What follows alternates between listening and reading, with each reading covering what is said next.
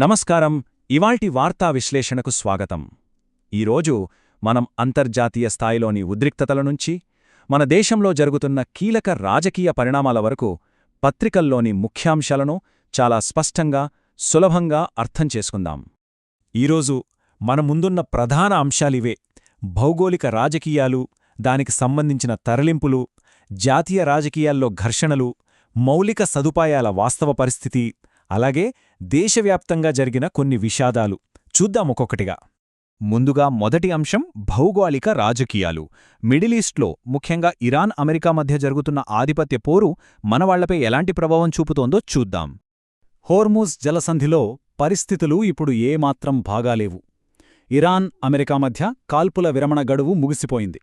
దీంతో అమెరికా నావికాదళం అక్కడ కఠినమైన దిగ్బంధనం విధించింది. ఒప్పందానికి రాకపోతే ఇరాన్ పవర్ ప్లాంట్లు, వంతెనలను నేలమట్టం చేస్తామని అమెరికా తీవ్రంగా హెచ్చరించింది కూడా.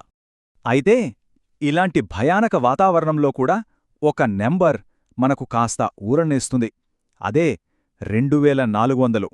అవును, యుద్ధం మొదలైనప్పటి నుండి వైద్య విద్యార్థులు, నావికులతో సహా మొత్తం 2400 మంది భారతీయులను మన అధికారులు ఇరాన్ నుండి సురక్షితంగా బయటకు తీసుకురాగలిగారు.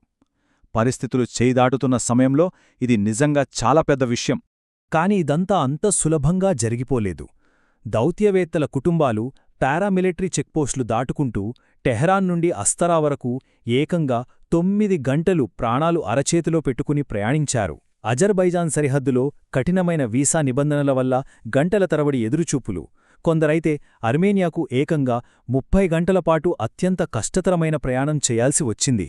సరే, ఇప్పుడు అంతర్జాతీయ వ్యవహారాల నుండి మన దేశీయ రాజకీయాల వైపు వద్దాం. ఈ మధ్య జాతీయ రాజకీయాలు మాటల యుద్ధంతో చాలా వేడెక్కాయి. ఇటీవల తమిళనాడులోని హోసూర్లో జరిగిన ఒక భారీ ఎన్నికల ర్యాలీ రాజకీయ వర్గాల్లో తీవ్ర చర్చకు దారితీసింది.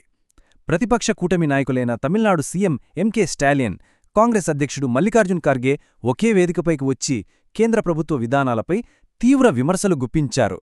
ముఖ్యంగా సీఎం స్టాలిన్ గారు ఒక బలమైన ఆరోపణ చేశారు.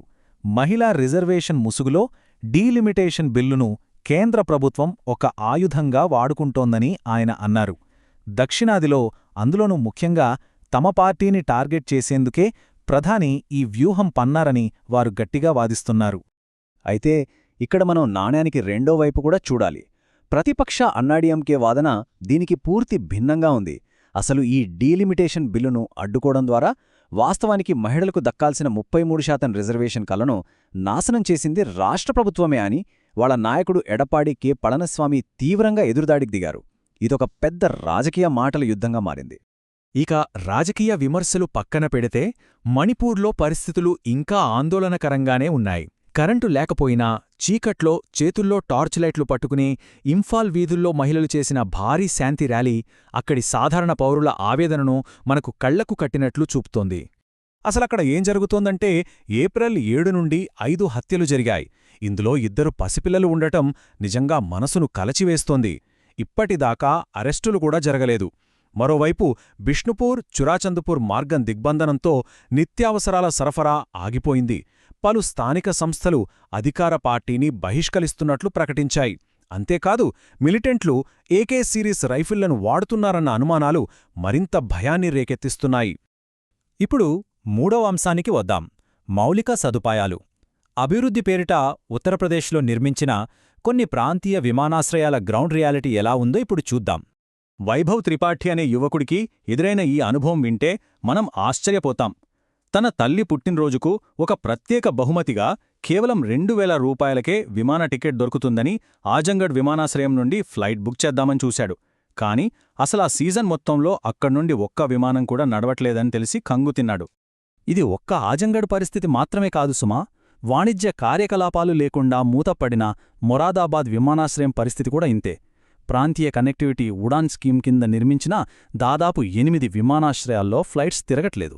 ఏకంగా 300 కోట్ల రూపాయలు ఖర్చు పెట్టి నిర్మించిన కుషీనగర్ ఇంటర్నేషనల్ ఎయిర్పోర్ట్లో కూడా కమర్షియల్ ఫ్లైట్స్ లేకపోవటం గమనార్హం.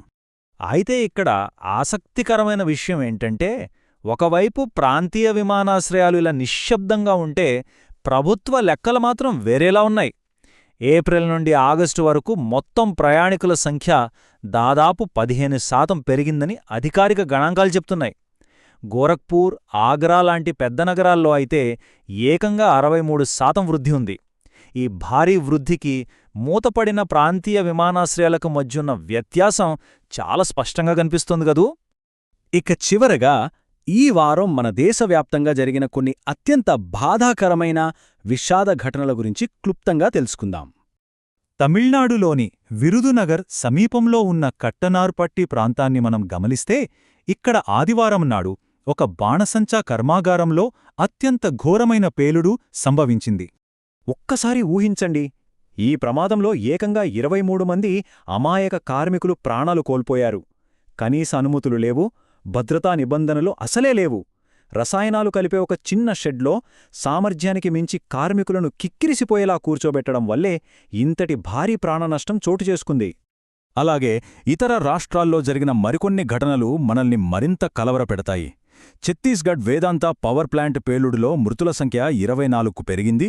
కర్ణాటకలో 2 వేర్వేరు ఘటనల్లో 8 మంది నీటిలో మునిగిపోయారు. కేరళలో నిద్రిస్తున్న ఒక 8 ఏళ్ల పసివాడు పాముకాటుకు బలి కావడం చాలా విచారకరం. ఇక తమిళనాడు సరిహద్దులోని వాల్పారాయ్ ఘాట్ రోడ్లో వ్యాన్ లోయలో పడి 9 మంది మరణించారు. ఇవన్నీ చూశాక మన మదిలో మెదిలే ఒకే ఒక్క ప్రశ్న: దేశం ఒకవైపు ఇంత వేగంగా అభివృద్ధి చెందుతున్నా ఆశావహమైన ప్రగతికి మరియు కనీస భద్రతకు మధ్య ఉన్న ఈ అతిపెద్ద అంతరాన్ని మనం ఎలా పూడ్చగలం? మౌలిక సదుపాయాలు పెరుగుతున్నా ప్రాణరక్షణనేది ఎందుకు పదే పదే గాలికి వదిలేయబడుతోంది? ఒక్కసారి ఆలోచించండి. సమాధానం వెతకాల్సిన ఈ కీలకమైన ప్రశ్నతోనే ఇవాల్టి విశ్లేషణను ముగిద్దాం. మరో అంశంతో మళ్ళీ కలుద్దాం.